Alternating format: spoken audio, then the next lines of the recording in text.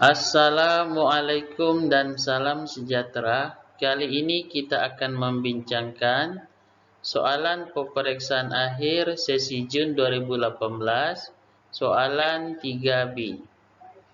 Water flows from tank A to tank B through two parallel pipes.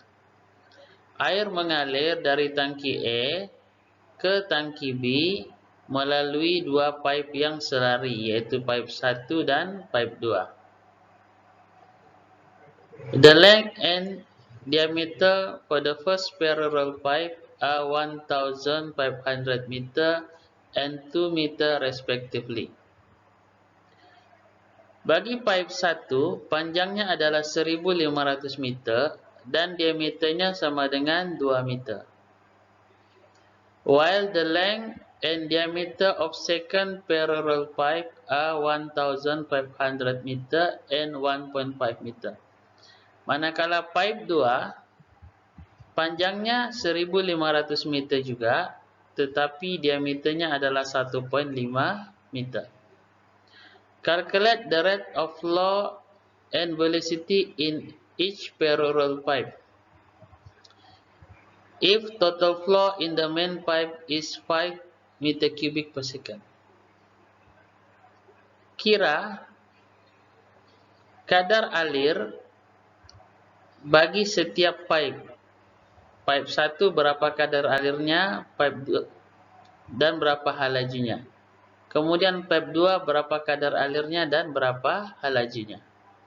Jika pipe 1 dan pipe 2 jumlah kadar alirnya adalah 5 meter padu per saat. The coefficient of friction for each parallel pipe are 0.008.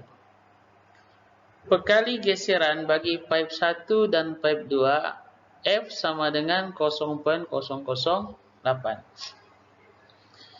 Maka kita kira dulu luas bahagian pipe 1, A1.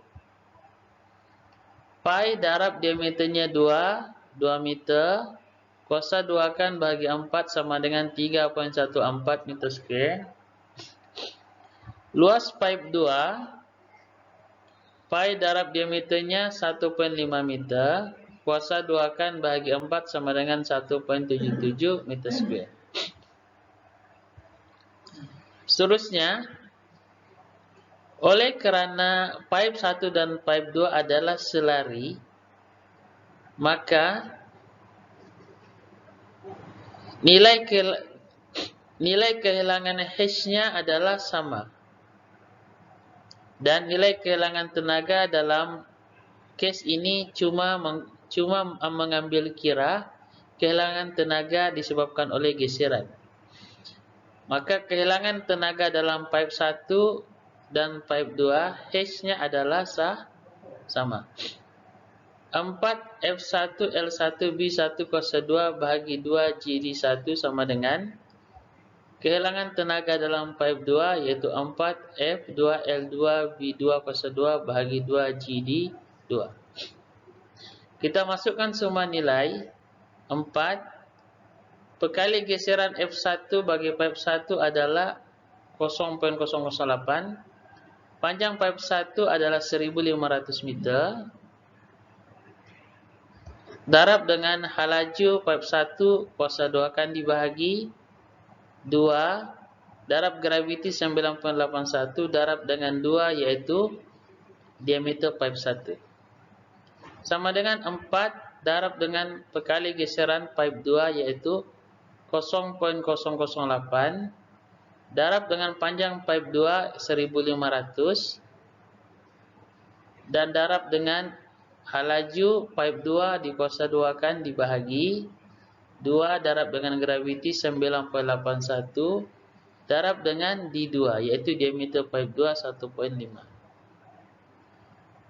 4 darab 0.008 darab 1,500 dibahagi dalam kurungan 2 darab 9.81 darab 2, kita akan dapat 1.22 V1 kuasa 2.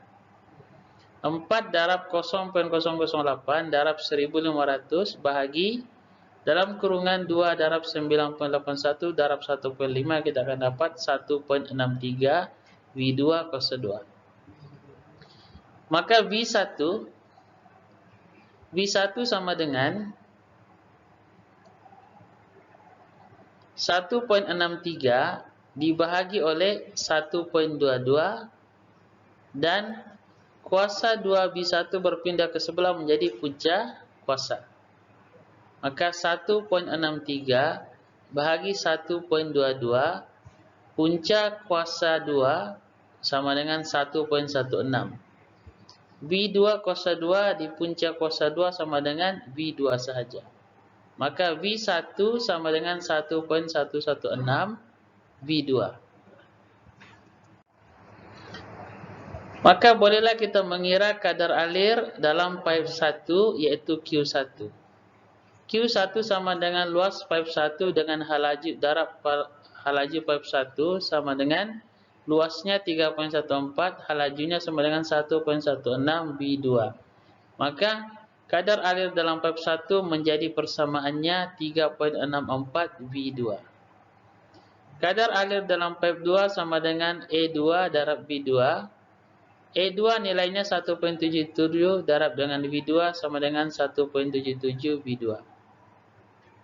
Maka jumlah kadar alir bagi pipe 1 dan 2 adalah Q sama dengan Q1 tambah dengan Q2. Jumlah kadar alirnya adalah 5. Q1 sama dengan 3.64 V2 tambah dengan Q2 sama dengan 1.77 V2. Maka kita dapat jumlahnya sama dengan 3.64 V2 tambah 1.77 V2 sama dengan 5.41 V2. Maka V2 sama dengan 5 dibahagi 5.41 sama dengan 0.924 meter per saat. Maka kita masukkan dalam persamaan V1. V1 sama dengan 1.116 V2 sama dengan 1.16 darab V2-nya 0.924 sama dengan 1.07 meter per saat. Maka kita boleh mengira sudah kadar alir dalam pipe 1. Q1 sama dengan 3.64 V2 sama dengan 3.64 darab 0.924 sama dengan 3.36 meter padu per saat. Seterusnya kadar alir dalam pipe 2 sama dengan 1.77 V2 sama dengan 1.77 darab 0.924 sama dengan 1.64 meter padu per saat. Maka kita telah mengira kadar alir dalam pipe 2, kadar alir dalam pipe 1, halaju pipe 1 dan halaju pipe 2. Sekian, terima kasih.